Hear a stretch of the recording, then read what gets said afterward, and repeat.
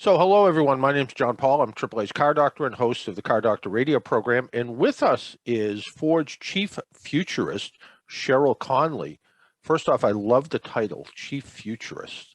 Tell us a little bit about what that is exactly, and can you pick lottery numbers? Oh, I wish I could pick lottery numbers. I find that the easiest way to describe what a futurist is by describing what it isn't. I cannot predict the future. And in fact, ironically, my job is to remind people that no one can predict the future. And we will face things that are unexpected, that are disruptive, that are transformative. And for a business standpoint, my job is to try to help people think long term and challenge the status quo so that when we come up with a plan, it's resilient enough to weather those types of disruptions that are inevitable. So recently I was involved with a survey. We were looking to see sort of what automotive customers are looking for these days. And a lot of customers, whether they can do anything about it right away or not, are concerned about the environment. Are you finding similar things with some of the studies that you're doing? Absolutely. So with regard to the work that my team and I do is that we don't look at automotive specifically. We look outside the automotive industry because, of course, there's no shortage of expertise inside of Ford. What we try to do is look at social, technological, economic, environmental, and political forces that will shape consumer values in the future to help us prepare, like to innovate in ways that no one else has yet to imagine. And that's really hard to do because a lot of people struggle to comprehend the distant future. And naturally, human nature is such that we are comfortable with things that we can't control. In fact, our research showed that 31% of people worldwide told us that they didn't feel mentally prepared for the future. And when we start talking about the future, the planet, I think, is almost at the top of the list. If you follow kind of conventional wisdom, we are headed towards a future. In 2035, we'll be at 8.5 billion people. By 2040, we'll be at 9 billion. And by 2050, during our collective lifetime, we'll be at 10 billion people. And that gives us lots of reason to be concerned. If we stay on the current trajectory, it means that we'll get to a point where the demand for food, water, energy will be outpacing supply. And how might we deal with that? So automakers around the world, like Ford, are really deeply concerned about this. And with good reason. I mean, you talk to the general population, 81% say that climate change makes them worry about their children's future.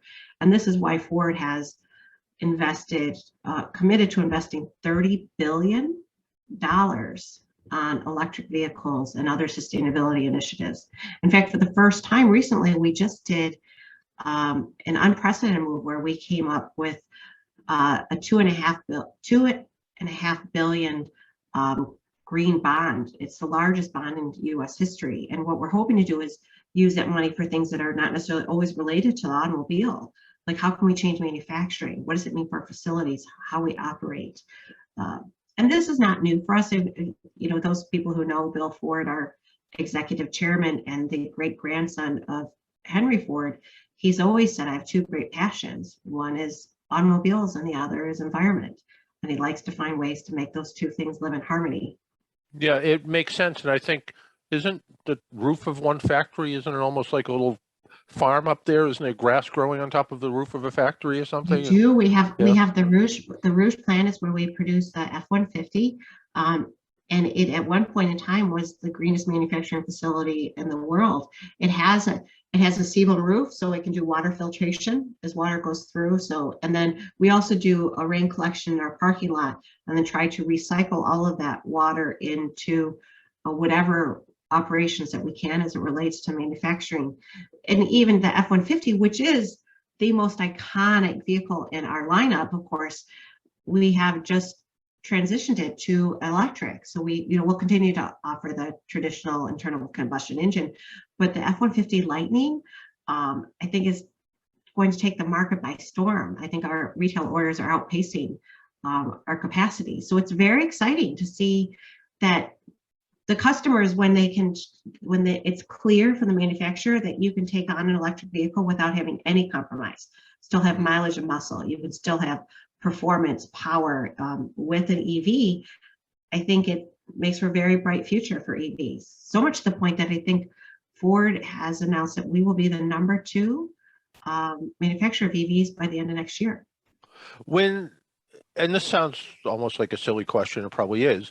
I know the future is tomorrow, but when you look at the future, how far out do you look? I remember talking to somebody from a electronics company, and they literally had a 1,000-year plan. Now, it got pretty vague once you got past, 10 years or so. But when you think about the future and whether that future involves the world as we know it, whether the future involves outside of the planet that we know, how far out do you look, and how far out does Ford look when it talks about the future? So I would say that in one of the functions that looks at the distant future for Ford, so we can go out to 2050, and it's a academic exercise in terms of logic and imagination, trying to say, like, if this were to happen, what could happen? What might respond? For instance, the way we do a lot of scenario thinking, and I won't be the first person at Ford to say, like, what happens if oil were to hit, let's say, $300 a barrel? Most people in the industry would say, well, what would that mean for sales? In my world, we say, well, I'm not interested in that yet. I want to know who are the political winners and losers if that were to happen. And in the winning regions, what does that mean for the economics versus the losing regions? How might that impact the rich, the poor, the middle class, the old, the young? What sort of technology will emerge in those contexts? Will it be garage innovation, or will it be heavily funded venture capital? What type of policies will be put in place? And will government use a carrot or a stick to encourage behavior? And so those are the fundamentals of future thinking. And so we use our annual trend report to kind of get morsels of information to kind of build our imaginary scenarios on it. So for instance, we asked people in 15 different countries about the future of the flying car, and 38% of men said that they think that they will see a flying car during their lifetime. We also asked, when do you believe that humans will have to tap into other planets to sustain mankind's future? 60% of the people worldwide agreed with that statement. Now, the interesting is that in the United States, we were less likely to agree, slightly, but still the majority were at 51%. I think there's something really powerful in trying to understand, why are there geographical differences? Why do they differ by gender? Why do they differ by age? So if I look again at that same question, men are much more likely to agree with that statement than women. 57% believe that we'll have to tap into other planets, where only 47% of women. Like, I don't know exactly why, but that gap is something that we think is worth trying to explore and understand better. That's really interesting. And were there some things when you asked the questions that really surprised you? Were there any categories of things that, as you were looking in around the country and around the world, that you looked at and you went, wow, I didn't think people thought that way about a particular item? Well, I think one thing that was a surprise to us was the number of people that said, in the future, children will not need to learn how to drive. So if you look at the youngest generation, so we're going to call those Generation Z, otherwise known as Zoomers, 18 to 24 years of age, we have 32% saying that children today have no reason to learn how to drive. Like, that's 1/3 of them. And so in a mobility company, that's a really interesting proposition.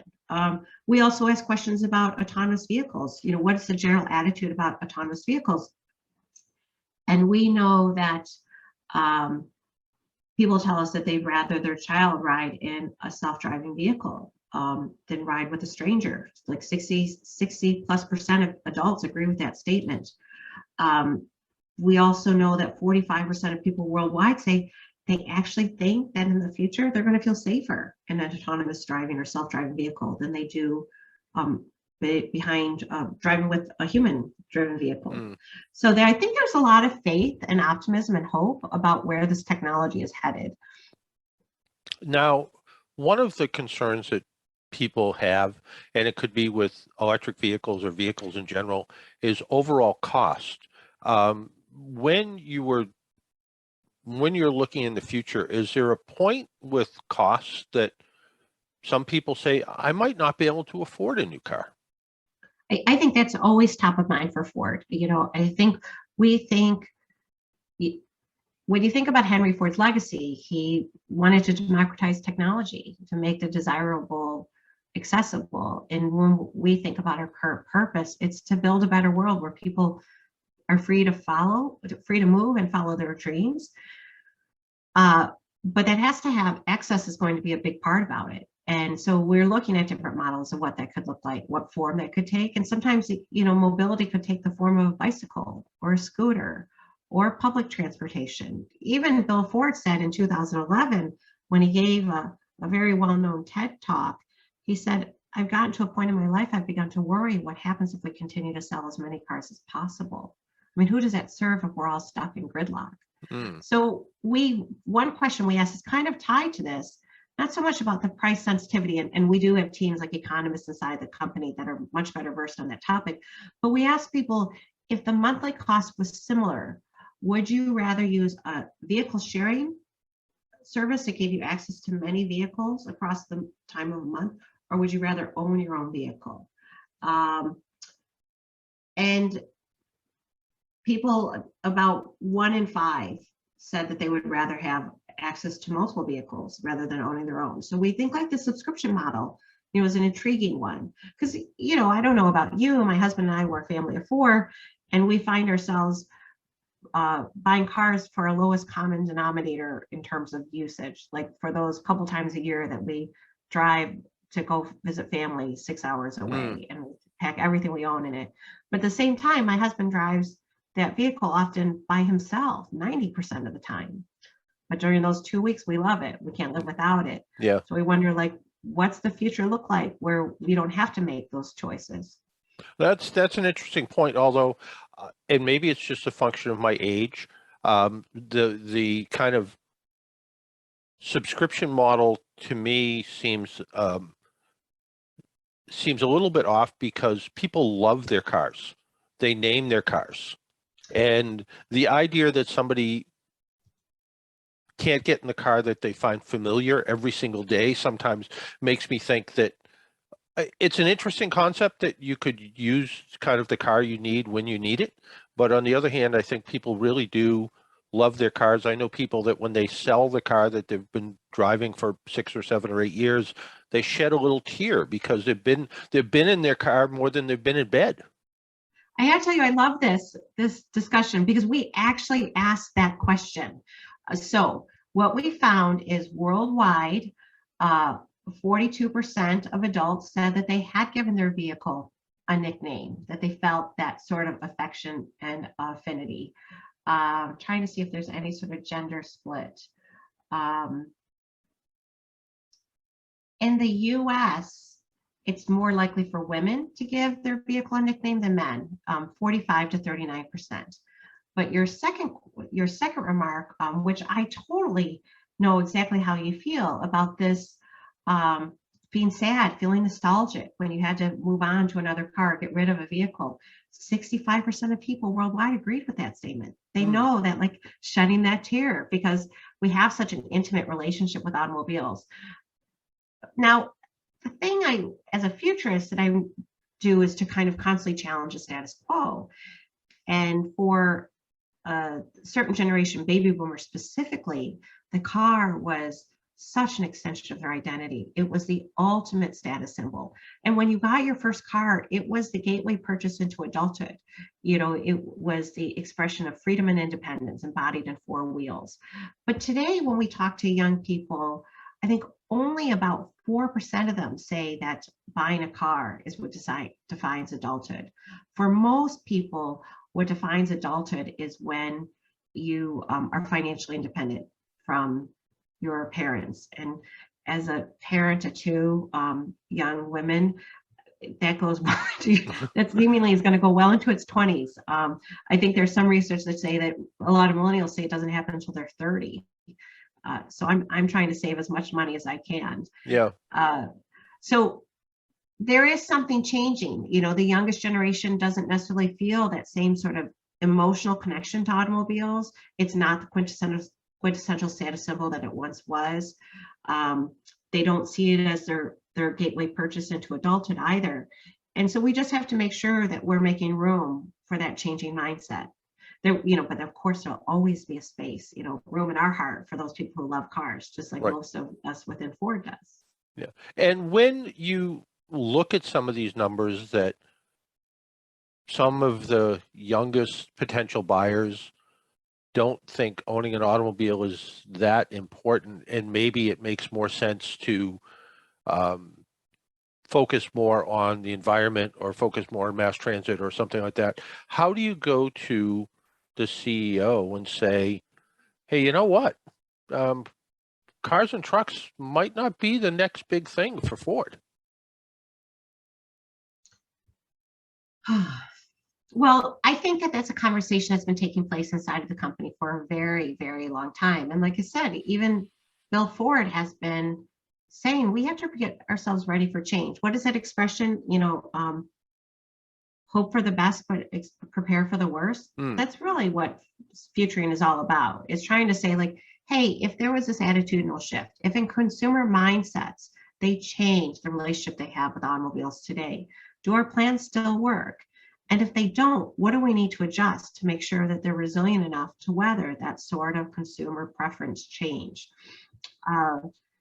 And I think, you know, you see for the types of partnerships we've done in recent years with regard to scooters and bicycles, and even the AV space. So we are going to be piloting package delivery in cities like Miami through autonomous vehicles. So there is definitely a focus too on not just the retail customer, but the commercial customer, the small businesses, the small fleets, the deliveries. COVID has proven us one thing for sure is that people have turned the faucet on full as far as it's concerned in terms of buying things online. And so I think that is part of what's influencing our new strategic shifts. Yeah. So when you look at the future the way you do, is there part of sort of the projections that become maybe even a little bit frustrating sometimes? You kind of look at it and go, that isn't what I expected, or is there futurist? Are you just gathering facts all the time and trying to funnel through them and kind of see where things are going to go? Yeah. So we're less interested in terms of what's happening. We're much more interested in why it's happening. Okay. You know, what's behind that? Where does that come from? And there were a couple things that caught my attention in this round of reports. So, for instance, we looked at identity and belonging. What does the future of identity and belonging look like moving forward? And there is a very large number of the population, 50% of adults worldwide, believe that racial and ethnic equality will be achieved in their lifetime. And, you know, I certainly hope that that gives me some hope that things could change. We also know that there are a large number of people that say, like, they just think that marriage will become an outdated concept, that young people, I want to say 44% of Generation Z say that marriage will become outdated by the year 2035. So less than 15 years from now, which really kind of pushes on your notions about like the family structure, what they're most worried about. We saw a good number of people that said that they don't want to have children. In the US, we look at, let's see, let me make sure I get this right. Do you want to have children of your own someday? We have 43% of 18 to 24-year-olds saying no. No. I mean, that's crazy. And then when we dug a little deeper, we said, like, why? What might, you answered no to that question. Can you help us understand why? And we gave them multiple answers from which they could choose. They didn't have to just choose one. 60% of them said they were too expensive. Amen. So true. So true. 53% said it's too much stress. 60% it's just not interested. 6% said it was because they were concerned about the planet. And 3% said it was because they were concerned about the impact it would have on their career. But there are some notions that I think are really, really changing. And those are going to have really long-term implications, not just in the automotive industry, but on life as we know it. That all those statistics sound a little selfish. You know. Well, now maybe or maybe not. Yeah. 40% of women that said no, that they don't want to have children, said that it's because they're concerned about climate change, the impact it'll have on the climate. 81% of people of all ages say that they worry about children's future because of climate change. So it isn't just they're too much work or they're too expensive. Yeah. It's like the Army. It's that Army slogan. It's the hardest job you'll ever love. Yeah. Yeah. No, exactly. So, so I guess the final question is sort of when you're all done, what do you do with all this information? So I think that the role of a futurist, the title is as exotic as it sounds. I think it would be better served if we refer to ourselves as the flight contrarian. Because a big part of what we're trying to do is teach the organization to expect the unexpected. And we do that in part by challenging conventional norms, the conventional wisdom. What are the cultural values, the status quo, business as usual? And this gives us lots of fodder to kind of say, hey, we went and asked people and here's what they said. It's a moment in time. But if this were to play out to any sort of extended period, what would that mean for our business? Well, Sheryl, I want to thank you for taking a little time out of your day and joining us. It was fascinating. Oh, thank you. It's really my pleasure. If you or your audience want to learn more about it, they can go to fordtrends.com and check out some of the other material that we didn't cover. Fantastic. Thank you very much. Thank you.